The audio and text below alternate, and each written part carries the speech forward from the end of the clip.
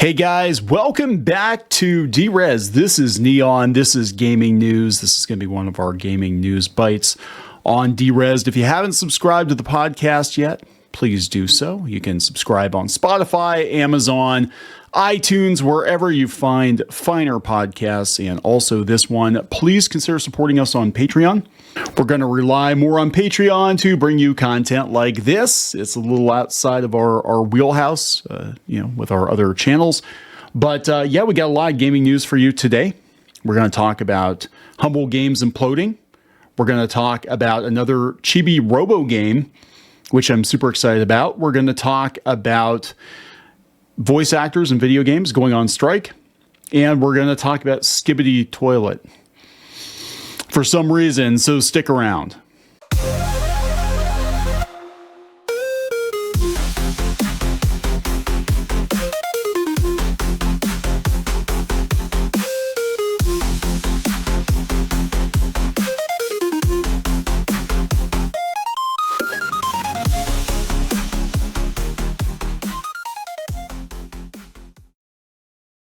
All right, guys. So I think the biggest video game news this week is actually the situation with Humble Games. Now, for those of you who don't know what Humble Games is, it's part of Humble Bundle, which is actually owned by Ziff Davis, which owns IGN. So, in a roundabout way, it's an IGN-owned video game publisher, and you've probably seen some of their games. I know we played Forager.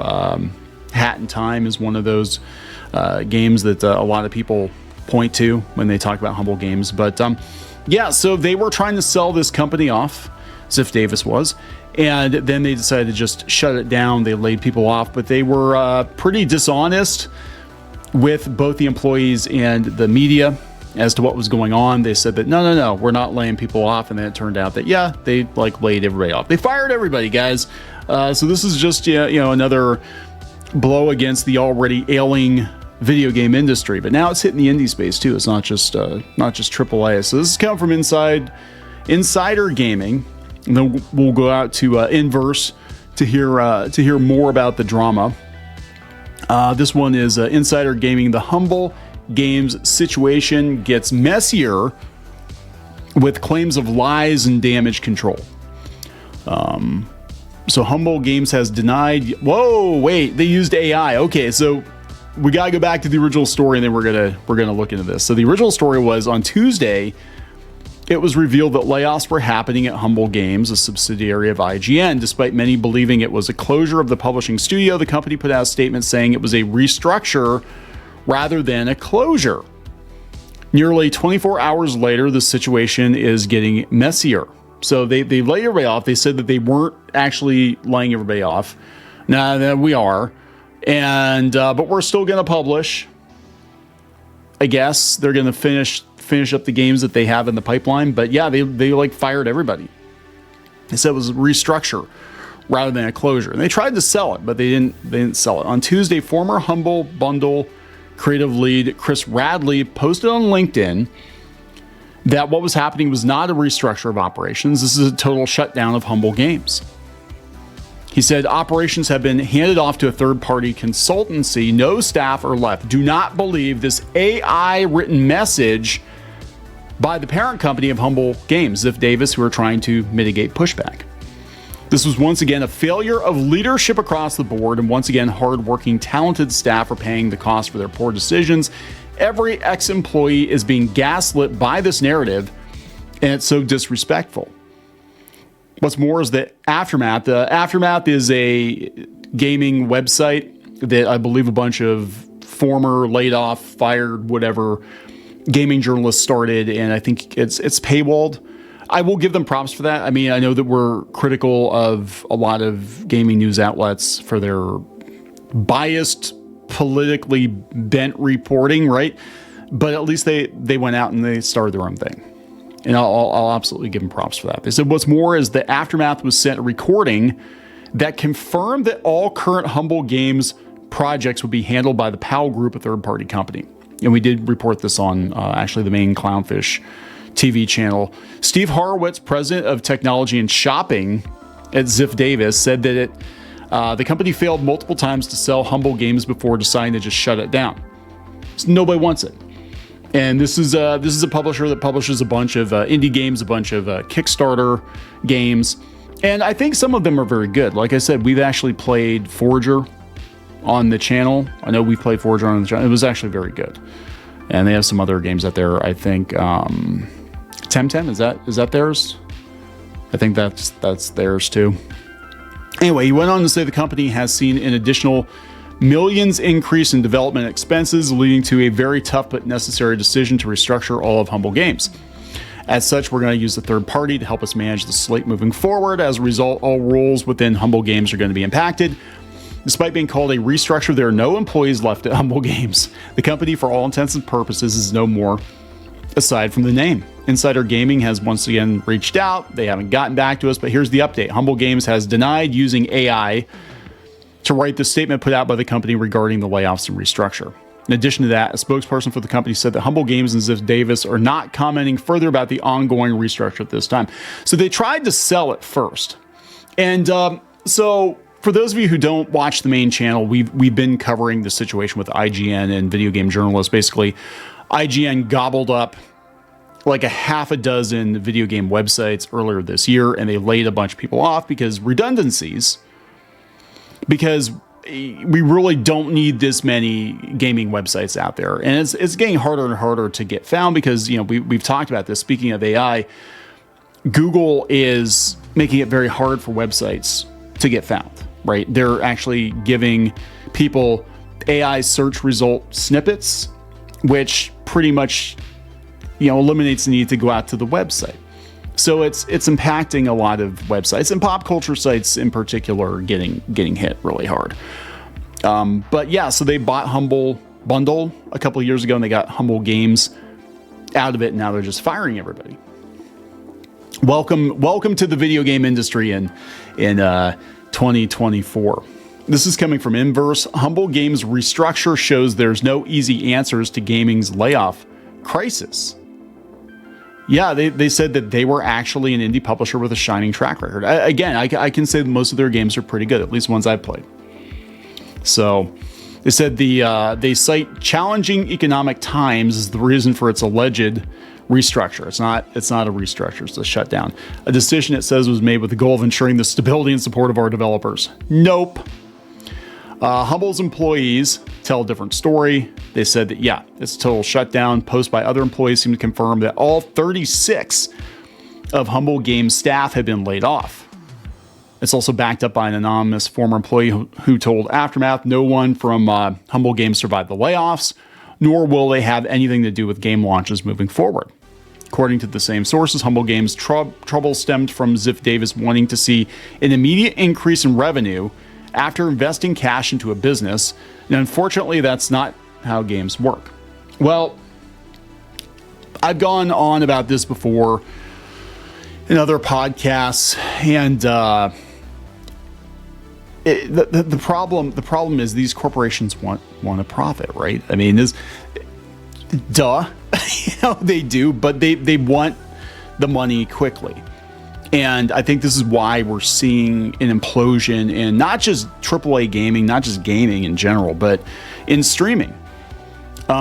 Historically, like when you get investors and you get like a private equity firm, they'll pump money into a business, but they want to see a return of their money within 5 years, sometimes 8 years. It depends on the deal, right? And I think they wanted instant gratification, and not realizing that even indie games take years to develop.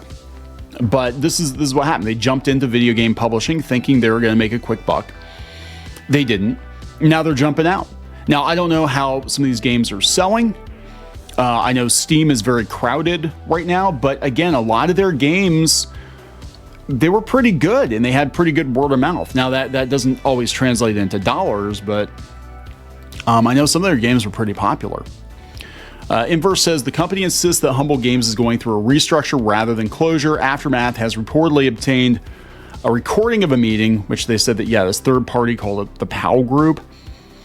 They're a consultancy that previously worked with Night Dive Studios and NetEase Games. So apparently they're still going to bring out some of the games that they have in development, and they still have a lot of really good games. Unpacking, Slay the Spire, Eichenfell, and let's see here, Fae Tactics, they said were pretty good. I haven't played either of those. They said the Humble Games layoffs look even worse in the context of the past few years. Microsoft laying off 1,900 people after acquiring Activision Blizzard, Sony axing developers. Yeah, I mean, look, and again, we've talked about this at length on the main Clownfish TV podcast. There's just too much. There's too much, and there's not enough quality, and there has been a concerted effort, I believe, to attack gamers, by a lot of people working in the industry. And it's just, I think the video game industry right now is going through a fundamental shift. If it's not a crash like we had in the 1980s that eventually led to Nintendo and the Sega Genesis and kind of the rebirth of video games, it's getting pretty damn close to it. I mean, we've seen several studios shut down, several studios cut back, several news outlets get shuttered or cut back. I think we're going to be looking at the end of Kotaku here pretty soon. I just don't see how they can keep that in business. And gamers have moved on. I mean, gamers are going back and playing old games. Gamers are not playing a lot of these new games because things have gotten weirdly political. I mean, not to bring it up on this channel, but things have gotten weirdly political, and the gamers are moving on. Now, I don't think that had anything to do necessarily with Humble Games. I think that was just pure corporate greed. I think IGN, I don't think they're in a very good place right now. I think they're buying a bunch of these competitors because they can get them at fire sale prices, but they are looking for return on their investment. I mean, at the end of the day, it's going to be IGN and a couple of other websites, right? And independent voices covering video games, because IGN's pretty huge. But they've been sold a couple times too. I think didn't Fox News own them at first? So I mean, anything can happen, but gamers are tuning out. They're not listening to the IGNs and the Kotakus anymore. But as far as these studios imploding, these AAA game studios, they're spending hundreds of millions of dollars on games that just are not performing. And like I said, in a lot of cases, they're actively driving consumers away, and the games take a long time to develop. At least the indie games, they can do them usually within a couple of years. Even an indie game, especially with a small team, takes a couple of years. But like these AAA titles, we're talking a decade sometimes. Where's Grand Theft Auto 6? And sometimes the results aren't worth it. You get, Suicide Squad, which cost Warner Brothers hundreds of millions of dollars, and a lot of poor consumer feelings, negative feelings. Speaking of Warner Brothers, I guess I'll bring this up since we're talking about them. They acquired the Multiverse developer Player First Games. Shouldn't surprise anybody. I think this is like the only thing they're doing right now. But Multiverses, for those of you who don't know, it's basically Smash Brothers, but with like all of the Warner Brothers characters. They said, per Warner Brothers, Player First Games will continue to be run by the co-founders, who will now report to Carlos Barbosa, vice president and studio head of Warner Brothers Games in San Diego. So they bought, they also bought, was it NetherRealm? I think they own Mortal Kombat. Is that who makes it now? I don't know. It used to be Midway. When I was a kid, it was Midway. Everybody knew it was Midway. But yeah, so they're talking about multiverses, and I don't know if is anybody actually playing multiverses? I mean, I don't know. I see ads for it all over the place, but it said we've worked with Player First Games over several years to create and launch multiverses, and we're very pleased to welcome the talented team to Warner Brothers Games. That's what these corporations do, right? They don't actually grow anything themselves. They just wait for somebody else to do it, and then they buy it, and then they run it into the ground, and then they fire sale it, they shut it down, rinse and repeat, So let's see, where should we go here? So we talked about the Humble Games situation. We talked about gaming imploding. Let's talk about this. This is going to be another blow against the game industry. Gosh, I can't believe I'm using Anime News Network, but whatever. SAG-AFTRA union declares strike against video game companies starts on Friday. So again, this is not going to help. The video game industry is already in a bad place right now. We've got, lots of games being shut down and lots of developers being let go, and now the voice actors and I guess the motion capture actors, they want to go on strike. I don't think it's going to go very well for them, because in video games, more so than movies and TV, you can be replaced. So they said the Screen Actors Guild, American Federation of Television and Radio Artists, SAG-AFTRA, labor union announced on Thursday that union members who work on video games are going on strike. They said they've been negotiating for more than a year against Activision, Disney, Epic Games, goes on and on. And they're going on strike. The negotiations began in October of 2022, and in September of 2023, SAG-AFTRA members voted 98% in favor of the strike authorization. They stated on Thursday regarding the lengthy negotiations and the reason for calling a strike now. It's basically about AI, as I understand it, although agreements have been reached on many issues important to SAG-AFTRA members. The employers refuse to plainly affirm in clear and enforceable language that they will protect all performers covered in this contract in their AI language.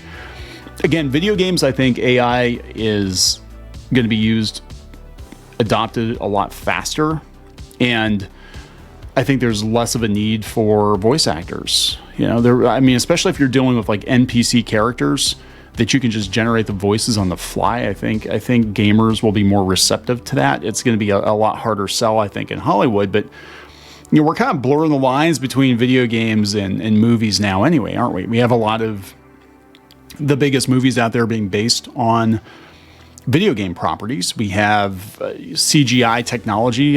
Some of the early, look at the Star Wars prequel, some of the early uses of CGI look very much like a video game. So, it's all kind of congealing together, right? So this is an update. This is Audrey Cooling, spokesperson for the video game producers bargaining with the union, provided the statement to a Hollywood Reporter. We're disappointed that the union has chosen to walk away when we're so close to a deal, and we remain prepared to resume negotiations. We've already found common ground on 24 out of 25 proposals, including historic wage increases and additional safety provisions. Our offer is directly responsive to SAG-AFTRA's concerns and extends meaningful AI protections, include requiring consent and fair compensation. These terms are among the strongest in the entertainment industry. Again, kind of back to what we were saying about the Hollywood strikes, you don't ask daddy for a pony when he just got laid off. And the video game industry right now is not doing very well. So right now is probably not a good time to strike, but it might actually be related. Maybe part of the reason that they're not getting what they want, or part of the reason that the studios are letting people go, is so they can plead poverty. That's possible too. I think that's kind of going on in Hollywood right now, where I think they're cutting back on a lot of the streaming shows and stuff. They're like, oh, poor us, we don't have the money. And in some cases they don't. A lot of, Hollywood blew itself up chasing streaming. Now we got Paramount, getting gobbled up by Skydance. And so that might have something to do with it. But I don't know what they're... I understand the concern about AI, but it's unavoidable, especially in video games. The agreement's terms include informed consent for the use of AI to create digital voice replicas. They also include requirements for the safe storage of digital assets. The union said that the deal will enable replica studios to engage SAG-AFTRA members under a fair, ethical agreement to safely create and license a digital replica of their voice. This is the company I think that James Earl Jones sold his voice to work with Disney to have Darth Vader forever. And that's the problem with this, I guess, from a voice actor's perspective, is it can be a one and done. They can pay you to clone your voice, and that's it. They use your voice forever, and you're never needed again. Now, the upside to that is if you get residuals, if you get residuals, you can record your voice once, they can clone it, use it forever, and you get paid forever, or your family gets paid forever. So there's that upside, but I think what's more than likely going to happen is they will create synthetic voices that will be a combination of maybe 10 different people or 2 different whatever, and you're not going to be able to prove that it's actually based on these particular voice actors, because it technically isn't. But it could be inspired by, it could be very close to Scarlett Johansson, but not exactly Scarlett Johansson. So you can kind of try to weasel out of having to pay her. But that could be it. I mean, I think we're looking at a future where, you know, especially in video games, we're going to get right up against the legality of using voices of, you know, deceased actors or whatever. I could see them using Harrison Ford. Harrison Ford sound-alike forever in like video games based on, you know, Indiana Jones and Star Wars and stuff like that. But it won't actually be him because they don't want to have to pay him. But it'll be close enough that the average person, unless you're really listening, is not going to know. So I do understand the concern. I do. But it's not going to change things. I mean, it's the technology's here. And I see that they've been arguing against it for like 2 years now. They saw it coming. I think in the video game industry more than they did in Hollywood. They saw it coming. Yeah. So several voice actors at the time expressed their concerns on the agreement and how it was reached. And SAG-AFTRA, and yeah, they were kind of blindsided by it, right? So that's going on. So this is not going to help. I don't think this is going to help at all. I don't think it's going to help their case. Let's go on to some more fun news here. Let's go out to Niche Gamer. This is interesting because I was just talking about this game the other day, and you know, I didn't realize that this was going on. They're going to do another Chibi Robo game, except it's going to be called Co-Robo. And I was just talking to Squid King the other day about how much we like Chibi Robo for GameCube, and we're like, yeah, you know, they need to make another one of those. But newly established Japanese developer Tiny Wonder Studio, who are made up of former Chibi Robo staff, have announced Co-Robo, their first game. Co-Robo will be developed for Windows PC with crowdfunding on Campfire. I guess it's Japan's version of Kickstarter. Our goal is to create a game that everyone can enjoy, so Co-Robo is intended to be a cozy and comfy game, a cozy game that we hope everyone will fall in love with. He added the core of Co-Robo is about bringing people together and working toward a better tomorrow. And this campaign, combined with your support, is a wonderful opportunity to bring fans of video games together. What's interesting about crowdfunding, video game crowdfunding, in a lot of cases, it's the former staff creating spiritual successors to games because the companies that actually own the IP don't want to do anything with it. And I'm looking at you, Konami. I'm looking at Castlevania. They don't want to do anything with Castlevania. So other companies are doing Castlevania games, or they're licensing out Castlevania to make like Castlevania flavored DLC, which is very weird. But we had people who worked on Castlevania making Bloodstained, and you know, we had Mighty Number 9. We don't talk about that one, but you know, again, it's like it's nice to see these spiritual successors, because we know that the companies behind them will probably never release them because there's not enough money in some cases. You know, Chibi Robo was fun, but like I don't think it made a ton of money. So, but it's cool that they're going to try to do another one. This is interesting. I didn't talk about it on this channel. The Genshin Impact. I don't know what the resolution is on this, but if you guys have been following the Genshin Impact drama, apparently MiHoYo was accused of whitewashing ethnic characters from a fictional country, a fictional area based on South America and Africa, and now some of the English voice actors have gotten into it with MiHoYo, and MiHoYo is like, no, it's fictional. These are fictional characters. It's a fictional world. But this is just going to push companies like MiHoYo into using AI faster, because they're going to be like, yeah, now the voice actors are complaining. Yeah. Yeah, we're done. We're done with you guys. And that's unfortunately what's going to happen. So speaking of games that Squid King likes, let's talk about Earth Defense Force. He's a huge fan of EDF, and he was very happy that EDF 6 is finally coming out here in the States. He actually bought the Japanese version, I think, for PS5.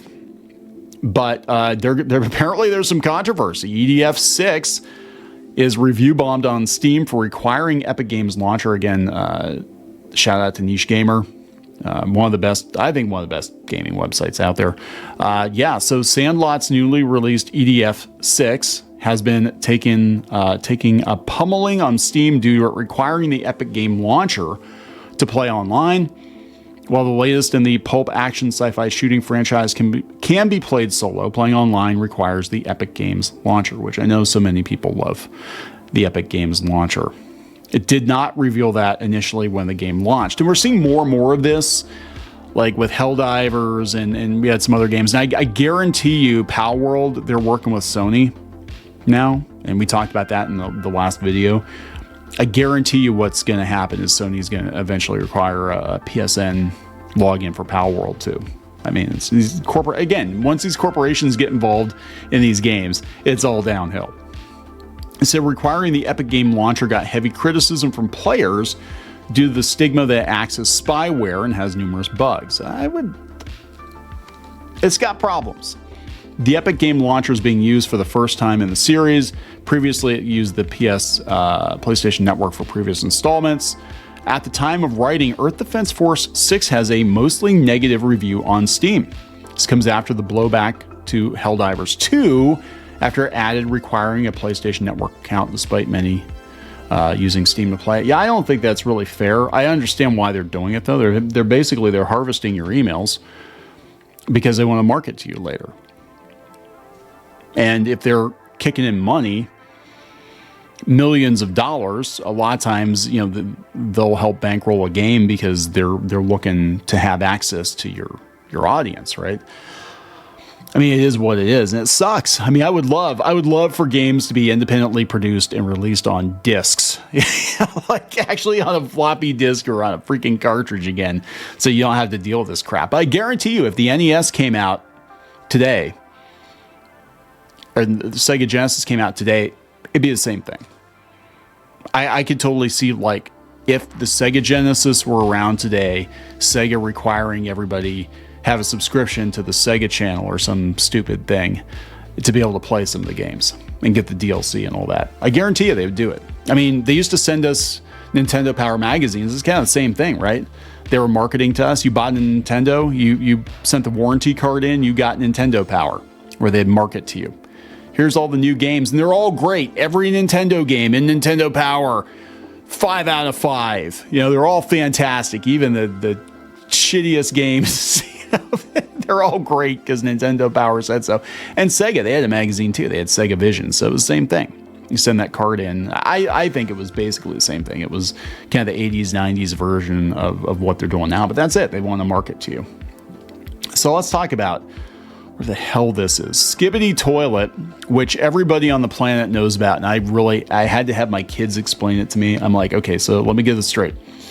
One of the biggest things on YouTube is a really bad CGI looking 3D series about heads coming out of toilets. And explosions and tanks and robots and stuff. Yeah, that's it. Kids love it. So now they're making a movie out of it. And Michael Bay is directing it, because that tracks. Michael Bay is directing a movie about toilets and explosions. So many jokes you could make. This is coming from Forbes. Michael Bay is about to transform Skibidi Toilet into cinematic masterpiece. Controversial YouTube series Skibidi Toilet is about to go mainstream, with Transformers director Michael Bay looking to develop the viral sensation into a film and TV franchise. Bay and former Paramount president Adam Goodman have high hopes for the series, with Goodman telling Variety that Skibidi Toilet could be the next Transformers or MCU. Press X to doubt. What is Skibidi Toilet for all you boomers out there? Skibidi Toilet is an animated series created by Georgian animators Alexei Gerasimov, who found success after posting an 11-second YouTube short featuring a singing head poking out of a toilet. That first short was simple but striking: a grotesque toilet man singing remixed lyrics from a Bizer King song sampled from a TikTok meme. This is where we're at, guys. This is where we're at. This is in 2024. This is high cinema. Michael Bay is making a movie based on a TikTok short where a guy's head comes out of the crapper. How do you make a movie out of that? Oh my God. After his first Skibidi short went viral, he developed the concept into a narrative, an all-consuming war between two cyborgian factions, with the two sides desperately constructing more powerful bodies and weapons, often using the mechanical body parts of fallen soldiers. The series features men with speakers, cameras, and television screens for faces fighting against the titular singing toilets, with plenty of background clues and Easter eggs for fans to dissect. So this is like Freddy's all over again. Five Nights at Freddy's all over again. And I give up. I just give up. And it'll make $1 billion at the box office. You watch, it'll make $1 billion. And then there's going to be articles about how the creator got screwed out of money or something. Michael Bay screwed him out of money.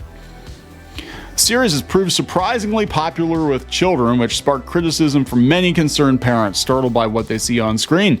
The animation even inspired something of a moral panic, with concerns about the videos manifesting into a condition dubbed Skibidi Toilet Syndrome. Skibidi Toilet Syndrome, which is now considered something of a meme. What is Skibidi Toilet Syndrome? Kids crawling into toilets.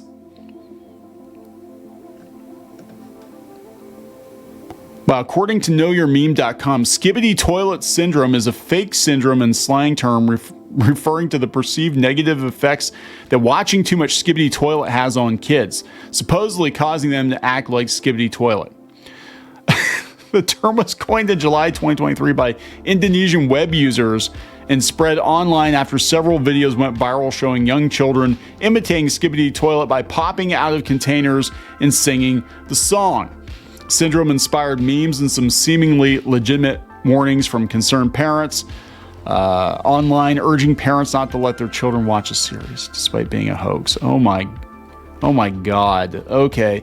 So yeah, this is kind of gaming adjacent because we're using, I believe, game assets for it or something. I don't know. It's been viewed more than 775 million times on YouTube. I'm doing it all wrong. That's it. I am quitting, and I'm just gonna make talking toilet videos. That's what I'm gonna do. Wow. As strange as it seems, Skibidi Toilet's never-ending war is broadly similar to the Transformers movies. Yeah, those should be flushed too. I'm a huge Transformers fan, and other than Bumblebee, they're not very good. They're not very good. Yeah, and he cited those as direct inspiration. Wow. It's gone full circle. Yeah, we're flushing Hollywood down the drain here, guys. This is what the kids want. They want Skibidi Toilet. So anyway, I'm going to wrap this one up. It's run pretty long. Please subscribe to the podcast, to the show, wherever you found it. Check out our Patreon at patreon.com/clownfishtv, and we will talk to you guys later.